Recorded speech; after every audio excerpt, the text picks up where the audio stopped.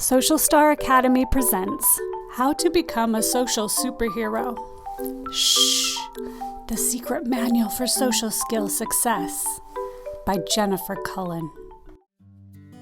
Secret mission number 2. Use your superb hearing powers to hear what is being said in the picture below. What do you think the boys in the picture are saying to the girl, and why do you think that? So pause the video and take a minute to talk to your classmate or raise your hand and talk to your teacher and tell them why you think what you think. Way to go! You came up with some interesting thoughts. All right, now I want you to put your listening ears on. I'm going to tell you what I noticed. And while I'm talking and giving you my ideas, I want you to notice if some of our ideas overlapped or if we had totally different ideas. And if we have totally different ideas, that's completely fine because that gives us room for a very good discussion. So I said that I think the boys are saying unkind words to the girl. Maybe they're making fun of her clothes or her hairstyle. I know my daughter used to get teased about her weight. Boys would make jokes and say, there's going to be an earthquake when he comes in the classroom. And that would make her feel really, really sad. Another reason you should never ever make fun of somebody else's body size is because you don't know why they're that way. For example, my daughter, she was on some medicine for another medical problem, and that medicine made her gain weight. And that's just the way her body responded to that medicine. Other people, it's in their family genetics. We all have different body types. That's something that's not under our control. Or maybe that person is really trying to eat healthy and exercise, and if you say mean things about their body, you're just going to discourage them from trying to be the best that they can. It's very hurtful to say things about people's bodies because those are things that are either impossible to change or they're very hard to change. Our bodies are the way they are because of genetics. For example, we cannot control our hair color, eye color, whether we have curly hair, straight hair.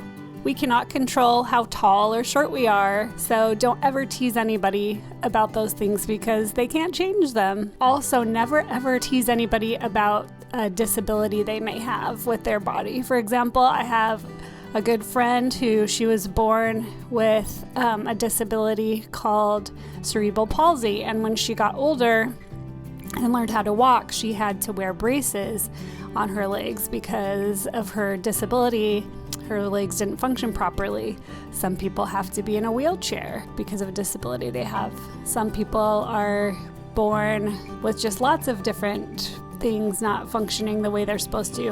Or I know for me in 4th grade, I got what's called nearsightedness. That means I could see things close up, but when I tried to see things far away, such as the whiteboard, I could not read what was on there without wearing eyeglasses, and I felt really self-conscious about that.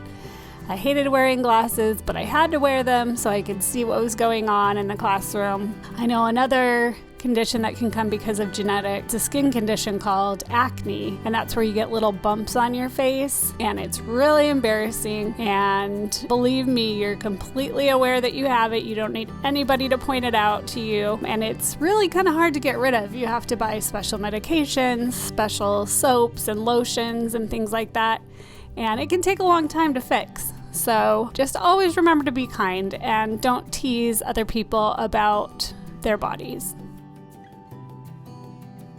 And I also think the boys are being unkind because of the girl's body language.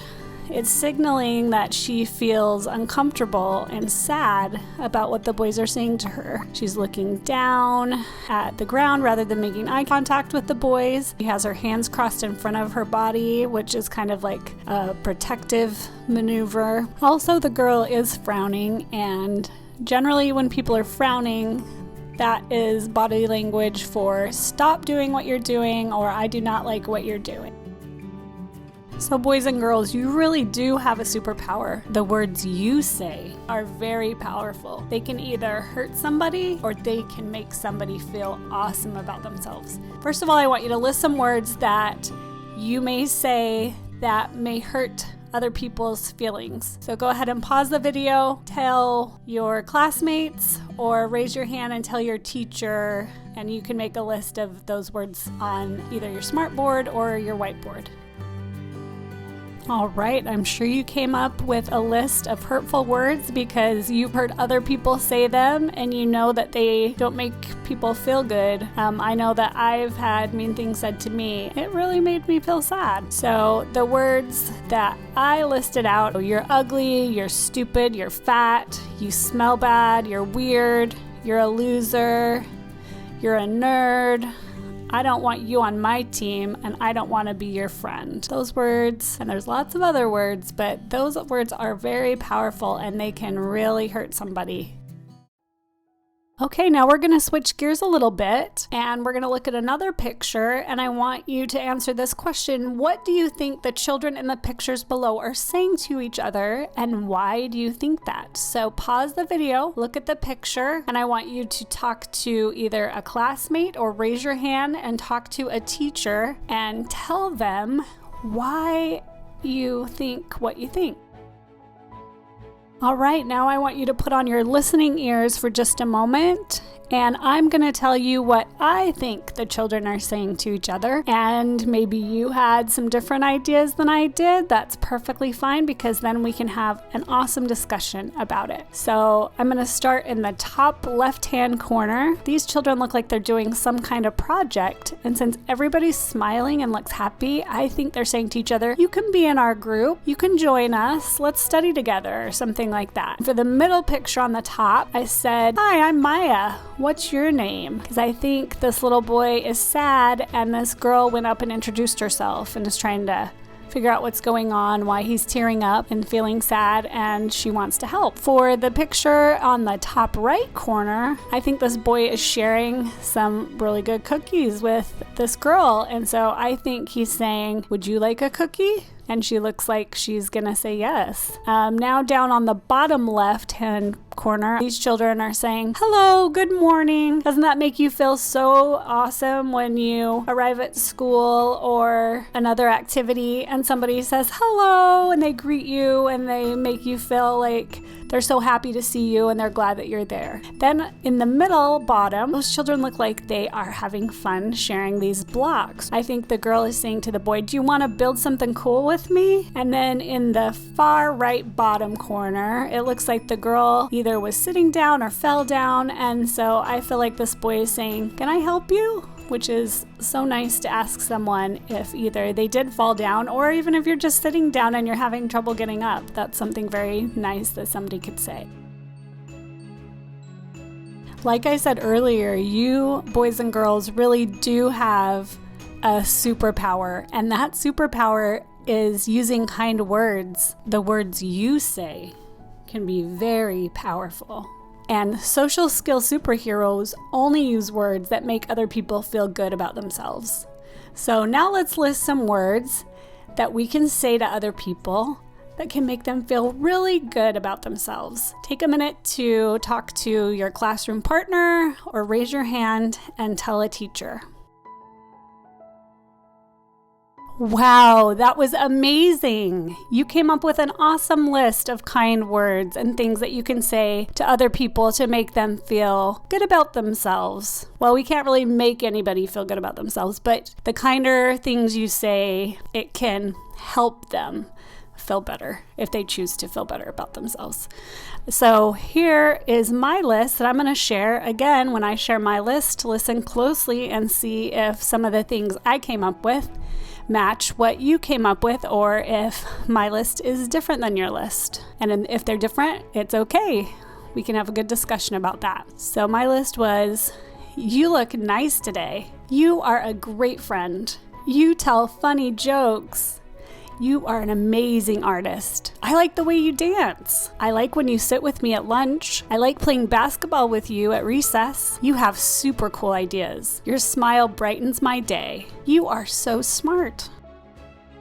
All right, we're gonna look at this picture one more time, and I want you to answer the question, if you were in this classroom, what would you do? If you came in and you saw two boys talking to a girl who looked upset, and sad, what would you do about that? I'll give you a few minutes to talk to a classmate or raise your hand and talk to your teacher about that.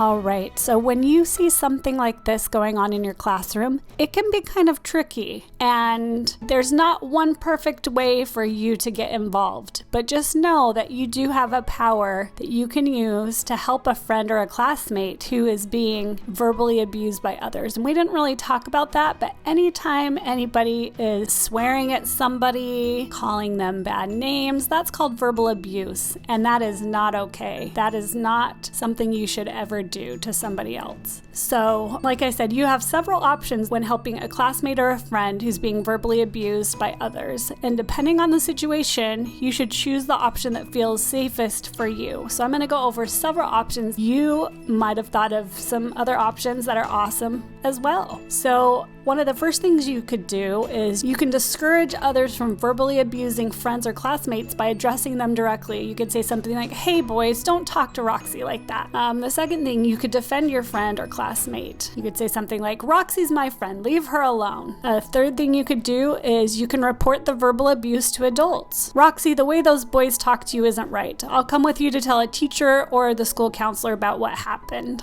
And then you could help her get help from adults. And you know what? Sometimes this takes several times talking to adults. Like you might talk to one teacher that's like, "Oh, don't be a tattletale, don't say anything." And that's actually not okay for the teacher to tell you that getting abused is okay. So you could go to another adult, like the school counselor or a different teacher. Keep talking to adults until you find one that will help you be safe. The fourth thing you could do is if you realize a friend or classmate is being verbally abused, you could ask for assistance from other kids. Like, "Hey Joey, I need your help. Those boys are saying mean things to Roxy. Let's both go over there and tell them to stop it." And sometimes there's strength in numbers. And then one other idea I had was you can redirect the situation. Like you could say, "Come on Roxy, let's get out of here and go do an art project over on the other side of the classroom," and help her just get away from those boys. Amazing job, boys and girls. This mission was kind of actually hard, and some of these topics are uncomfortable to talk about. Saying mean things or trying not to saying mean things to other people, controlling yourself, or if you see it going on, what you should do about it. And you're on your way to being a social superhero. Awesome job. You successfully completed mission number 2. Thanks for talking with me today. I hope I see you again soon. Bye.